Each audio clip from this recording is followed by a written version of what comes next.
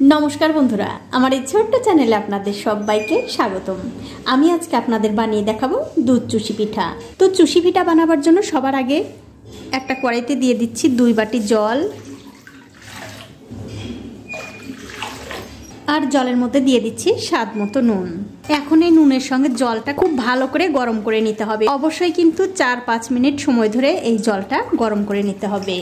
দেখুন 4-5 মিনিট সময় ধরে জল কিন্তু আমি খুব ভালো করে গরম করে নিয়েছি। দেখতেই পাচ্ছেন জল কিন্তু গরম হয়ে অনেকটা শুকিয়েও গেছে। ঠিক এরকম করেই জল কিন্তু গরম করে নিতে হবে। এবারে গ্যাসের ফ্লেমটা লোতে রেখে এর মধ্যে দিয়ে দিচ্ছি 1 বাটি আতপ চালের গুঁড়ো। যেহেতু আমি 2 বাটি জল দিয়েছি তার জন্য 1 বাটি আতপ চালের গুঁড়ো দিয়ে দিলাম। এবারে খুব ভালো করে এই জলের সঙ্গে আতপ চালের গুঁড়োটা মিশিয়ে দিতে হবে। মিশিয়ে দিয়ে খুব ভালো করে রান্না করে নিতে হবে। আর গ্যাসের ফ্লেমটা কিন্তু অবশ্যই একদম লোতে থাকবে। তো এই দেখুন জলের সঙ্গে চালের গুঁড়ো কিন্তু আমি খুব ভালো করে মিশিয়ে দিয়েছি। এবারে একটা ঢাকা দিয়ে 5 মিনিট আমি এই অবস্থায় রেখে দেব। অবশ্যই কিন্তু এখন গ্যাসের ফ্লেমটা একদম লোতে থাকবে। তো 5 মিনিট পর আমি ওপর থেকে ঢাকাটা তুলে নিচ্ছি। তুলে নিয়ে এই ডোটা আমি আবার একটু ভালো করে নাড়াচাড়া করে দেব। আর বন্ধুরা অবশ্যই কিন্তু এখন আপনারা দেখে নেবেন এই চালের ডোটা মানে চালের গুঁড়োগুলো একদম ভালোভাবে সেদ্ধ হয়েছে কিনা। যদি দেখেন ভালোভাবে সেদ্ধ হয়নি তাহলে কিন্তু এর মধ্যে আরও সামান্য একটু গরম জল করে, অবশ্যই কিন্তু গরম জল করে এই চালের গুঁড়োর মধ্যে দিয়ে আবারও খুব ভালো করে মিশিয়ে নিতে হবে। আর গ্যাসের ফ্লেমটা কিন্তু এখনও অবশ্যই একদম লোতে থাকবে। আর এই চালের গুঁড়োর ডোটা এই জন্য খুব ভালো করে সেদ্ধ করতে হবে, তার কারণ যখন চুষি পিঠা বানাবেন যদি এই চালের গুঁড়োর ডোটা একটুখানি কাঁচা থাকে, মানে চালের গুঁড়োর মধ্যে যে দানা দানা বড় বড় ভাব থাকে সেই দানাটা যদি সেদ্ধ না হয় তাহলে কিন্তু পিঠাগুলো খেতে ভালো লাগবে না। মানে পিঠাগুলো যখন আপনারা খাবেন দাঁতের নিচে কিন্তু একটু শক্ত শক্ত লাগবে, আবার পিঠাগুলোও শক্ত হয়ে থাকবে।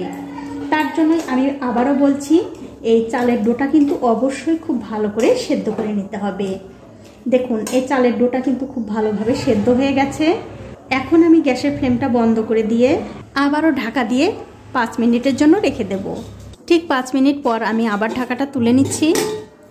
তুলে নিয়ে এই ডোটা আমি অন্য একটা গামলাতে ঢেলে নিচ্ছি। এখন আমাদের যা করতে হবে গরম গরম অবস্থায় এই ডোটা একটু মাখিয়ে নিতে হবে। তবে খুব একটা গরম অবস্থায় মাখানোর দরকার নেই, আপনাদের হাতে যেমন সয় ঠিক সেরকম হলেই হবে। দেখুন এই ডোটা কিন্তু আমি খুব ভালো করে মাখিয়ে নিয়েছি। এখন আমি এখান থেকে অল্প একটু নিয়ে নিচ্ছি। আর এই যে ডোটা এটা কিন্তু অবশ্যই এরকম একটা ক্যারি প্যাকেটের মধ্যে তুলে রাখবেন, তাহলে এই ডোয়ের উপর দিয়ে শুকিয়ে যাবে না। দেখুন ঠিক এরকম করে ঢেকে রেখে দিতে হবে। এবারে যে এই ডোটাতে আমি একটা বড় তারের মতো করে নেব, ঠিক এরকম করে।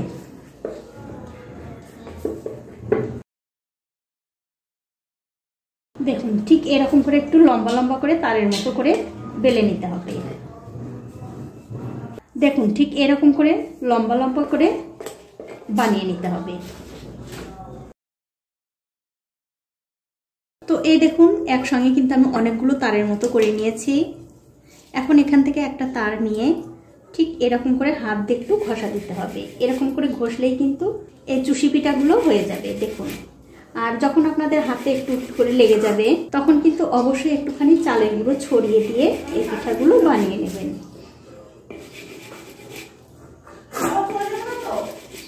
আর আমার এই পিঠা বানানোর কাজে আমাকে সাহায্য করছে আমার নাতনি, ছোট নাতনি। টাকা বোন এদিকে টাকা, এই দেখুন কত সুন্দর করে পিঠা বানাচ্ছে। তো বন্ধুরা আমি এই পিঠাগুলো বানিয়ে তারপর আপনাদের দেখাচ্ছি। তো এই দেখুন বন্ধুরা এক এক করে কিন্তু আমরা অনেকগুলো চুষি পিঠা বানিয়ে নিয়েছি। এখন এই চুষি পিঠাগুলো আমি রান্না করব। তবে এই চুষি পিঠাগুলো রান্না করার সময় অবশ্যই কিন্তু যদি এর মধ্যে বেশি পরিমাণে চালের গুঁড়ো থাকে তাহলে কিন্তু একটা চালনি দিয়ে চেলে নিতে হবে। যেহেতু আমার এই পিঠার মধ্যে খুব একটা বেশি চালের গুঁড়ো নেই তাই আমি চেলে নিলাম না।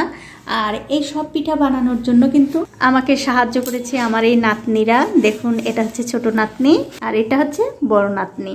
দেখুন কত সুন্দর করে পিঠা বানাচ্ছে। এখন দেখতে পাচ্ছেন একটা কড়াইতে আমি 2 লিটার দুধ আগে থেকেই জাল করতে বসিয়ে দিয়েছি। দুধটা কিন্তু অনেকটা জাল হয়ে গেছে। এখন আমি এর মধ্যে দিয়ে দিচ্ছি 2টো তেজপাতা। এবারে তেজপাতার সঙ্গে এই দুধটা যতক্ষণ না আরও ভালো করে একটু জাল হচ্ছে ততক্ষণ জাল দিয়ে নেব।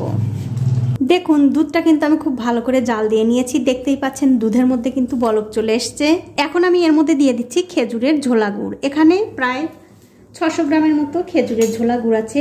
তবে বন্ধুরা মিষ্টিটা কিন্তু আপনাদের স্বাদ অনুযায়ী আপনারা দিয়ে নেবেন।